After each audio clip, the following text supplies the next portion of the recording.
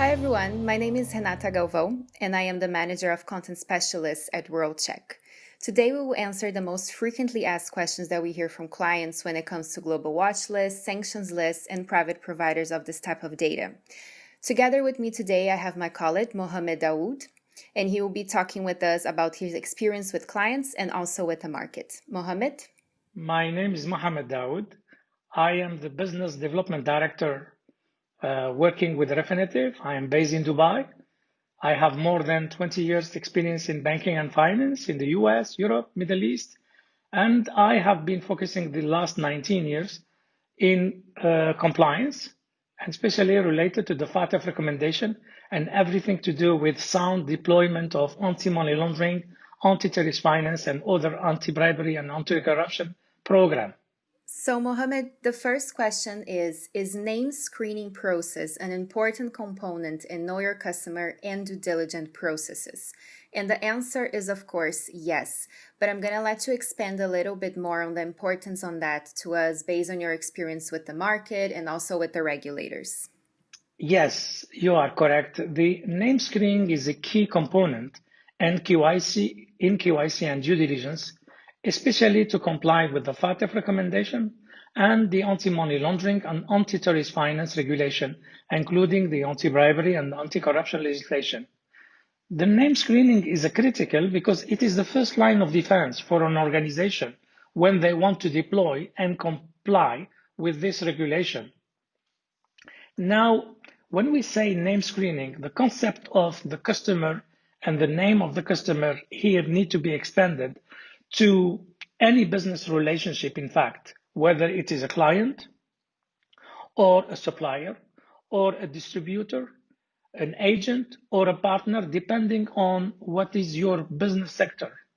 Example, for financial institution, we are talking mainly about customer. But for a corporate, in addition to the customer, this might include, as an example, the suppliers, distributors, agents, and any other third party like subcontractors. So the key process of this due diligence is to check if an individual or an organization is sanctioned or not.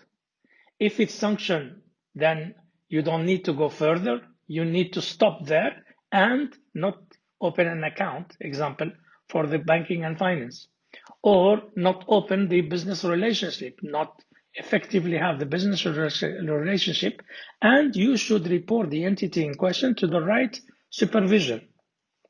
So the name screening is an important process because it is the way to show to your national and international business partners and counterparties that you care about whom you are doing business with and that you are in compliance with the international rules and regulation.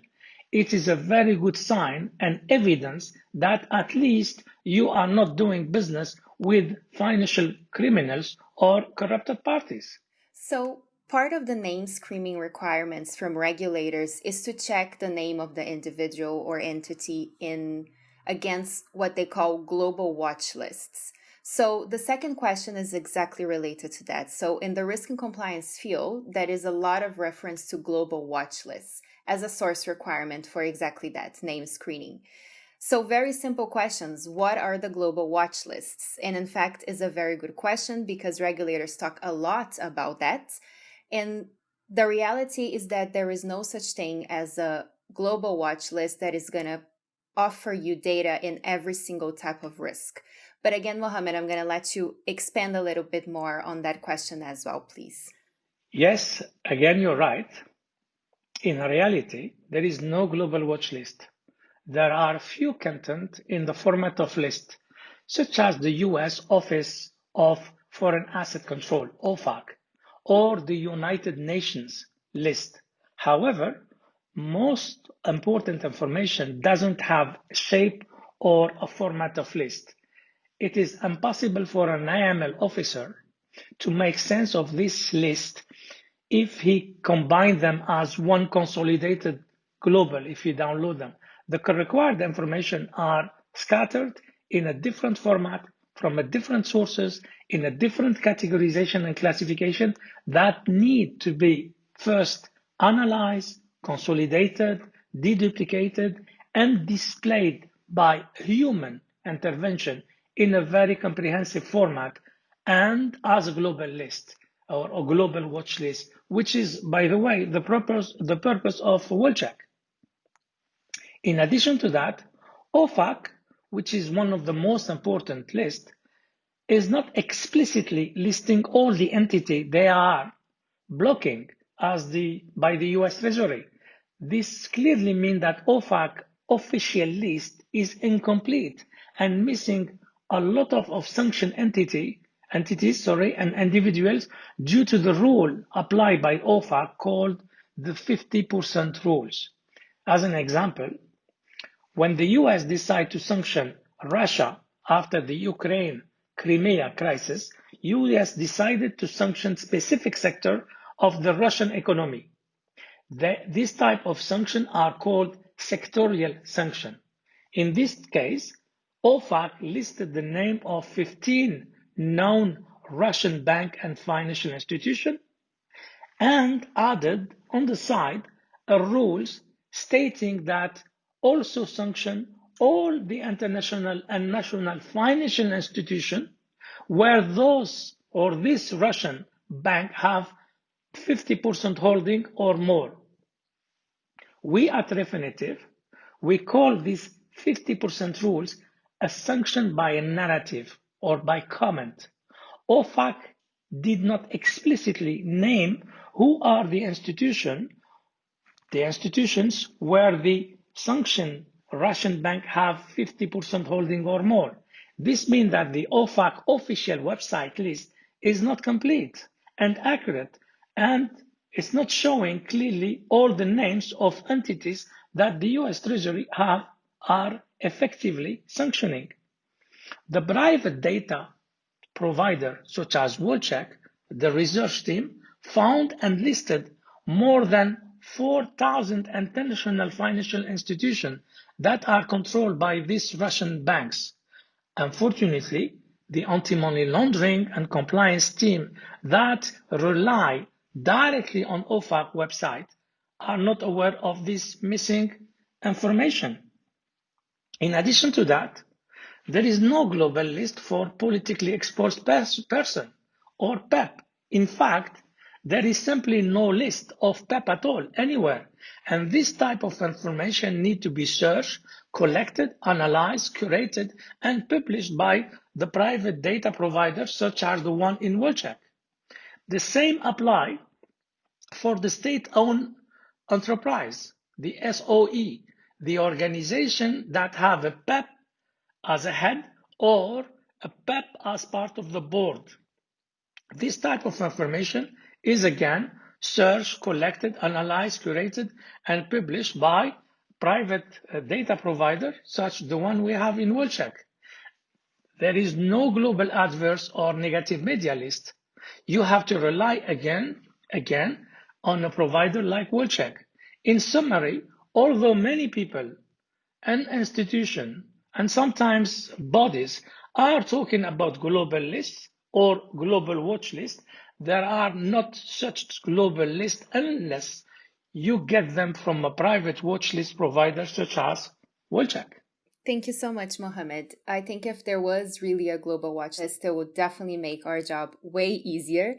But as you mentioned, at World Check, we do all the work of identifying sources, curating that data, and organizing the information in a very granular way to make it easier for our clients to screen against risk. And we have over 300 analysts around the globe that do that work for us. And the third question is very much related to sanctions, which you expanded on that as well in your answer, which was really interesting. And I think that the implicit sanctions, the narrative sanctions part is so important and is a risk that a lot of our clients don't realize that, although the name is not mentioned in the sanctions list body, the 50% rule, it does mean that you would still be fine very heavy fines in the exact same way as if you're doing business with a primary sanctioned individual. So the third question is, you mentioned that you hear a lot from clients, and I thought it was very interesting. So when it comes to sanctions and sanctions lists, is it enough to screen against the United Nations list only? No, because screening against United Nations sanction list is another serious misunderstanding of many small and medium banks and financial institutions in the emerging market. The perception that I need to screen only against United Nations is due to the fact that all central banks and regulators are referring to UN resolution in their communication and circular when they are referring to IML CFT policy and deployment. So the people are receiving those circular, and because the central banks and the regulators are referring to the United Nations, their perception is then I can just look to only one list, which is the United Nations. The other perception is related to when you access to the UN website, it is clearly stated United Nations Consolidated Sanction List. The confusion is by the consolidated, which in the title that the UN give to the list. Therefore, the people are understanding it is the consolidated list of all the world nations, all the countries, thus containing all the national and international sanction, which is not the fact, and it is a complete false interpretation. United Nations are in many cases in disagreement with the US policy, government, European Union or China or Russia or other country, and they will only sanction specific entities and individuals that fall under the UN mandate and policies. Thus, the list of the UN do not encompass all the world nation list and is different from the other sanction list such as OFAC, UK, European Community, etc.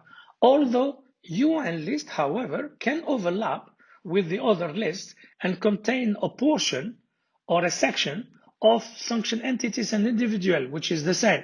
The same people and same companies might be listed in both in the UN list and the OFAC list, as an example, that are also sanctioned separately by the US and Europe. So there is, yes, data can be overlapped, but looking to the UN list only, it's a mistake. US UN sanction list should be used along with the other main sanction lists such as OFAC, UK, European Community, and so on.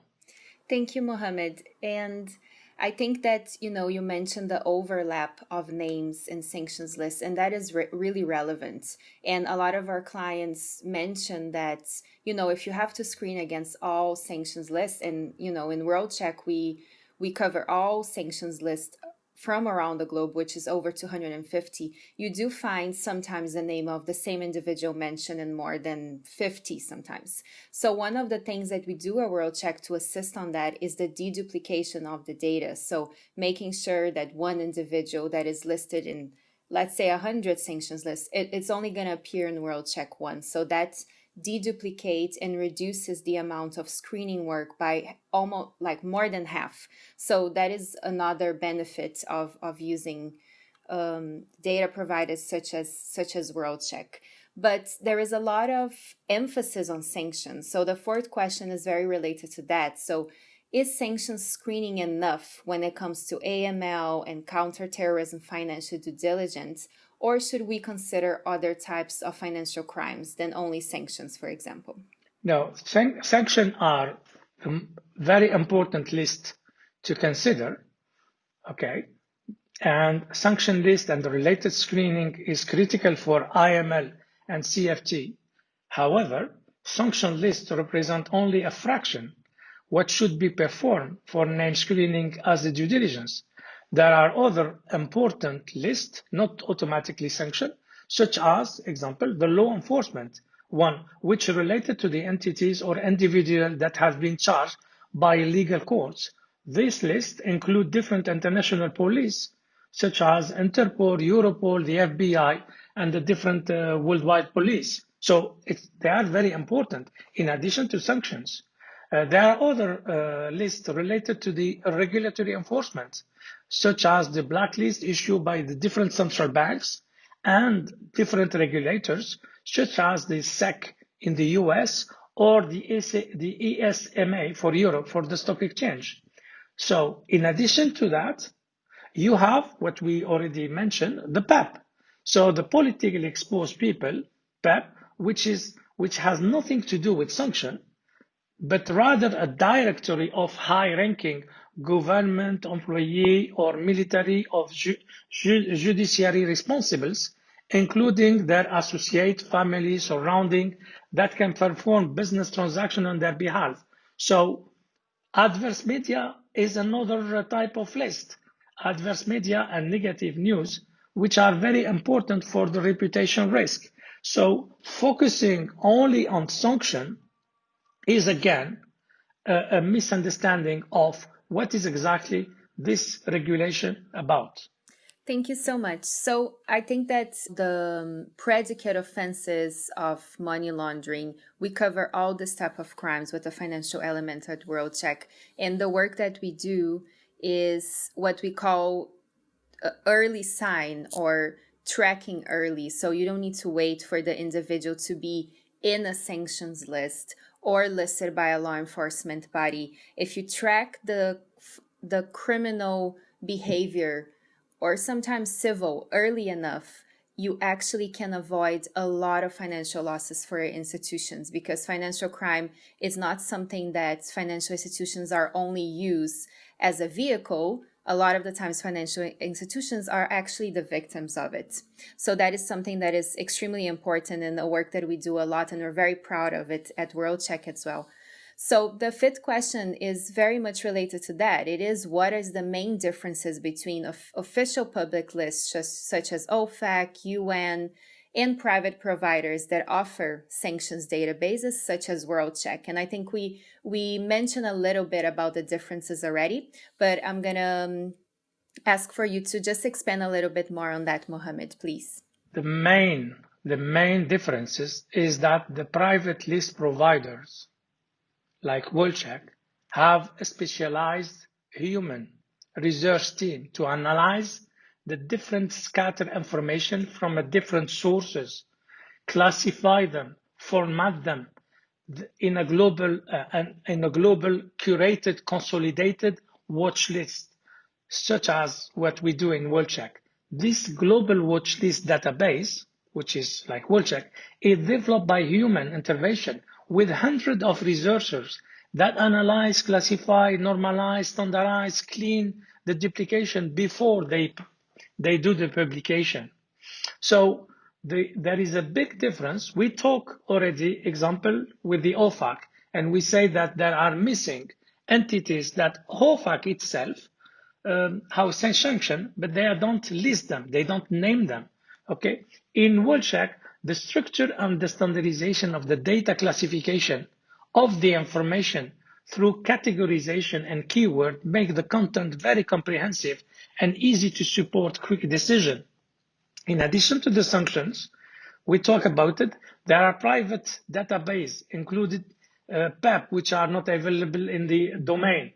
There are the other, classification, and we are classifying the law enforcement and the regulatory enforcement in a different way. So you can understand which list and which one is sanctioned by what.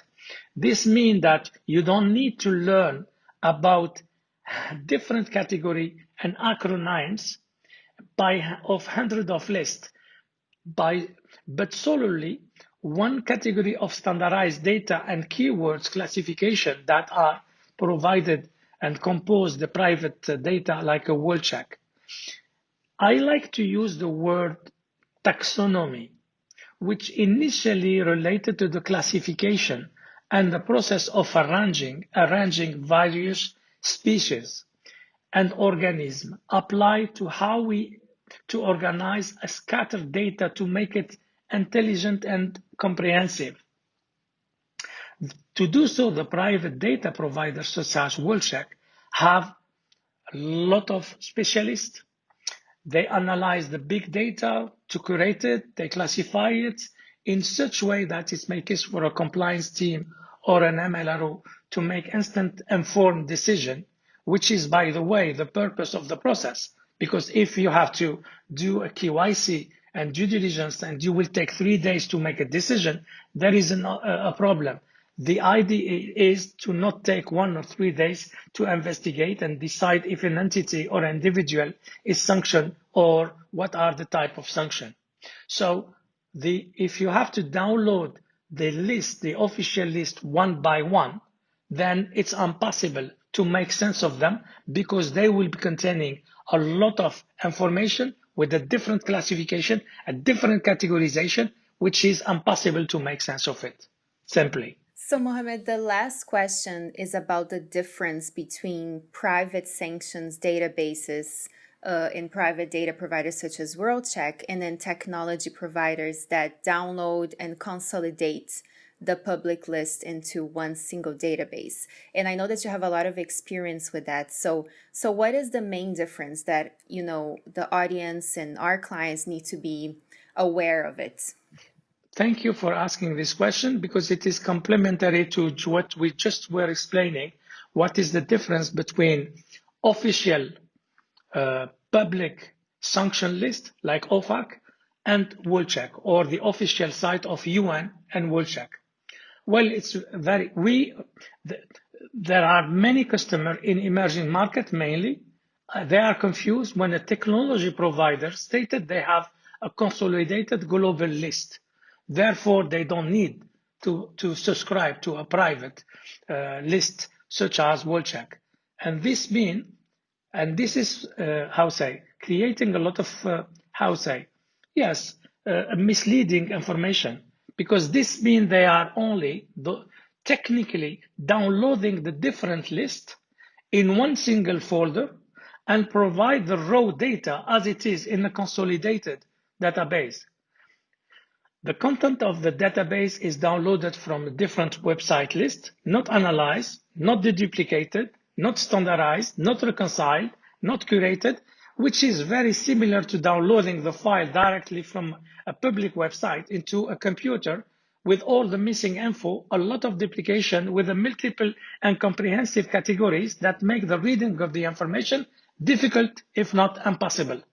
So institutions who use this type of sanction list provided by technology provider have been misled with the wrong impression that they are using a complete sanction and watch list saving money, because it is simply impossible to make sense of this type of mixed garbage data and content. This type of database are not comprehensive and does not help making quick decisions. Thank you very much, Mohammed. This was really, really helpful, and I appreciate your time and collaboration. To our listeners, I hope we were able to clarify all the questions for you, and we hope to talk to you soon. Thank you very much. Thank you.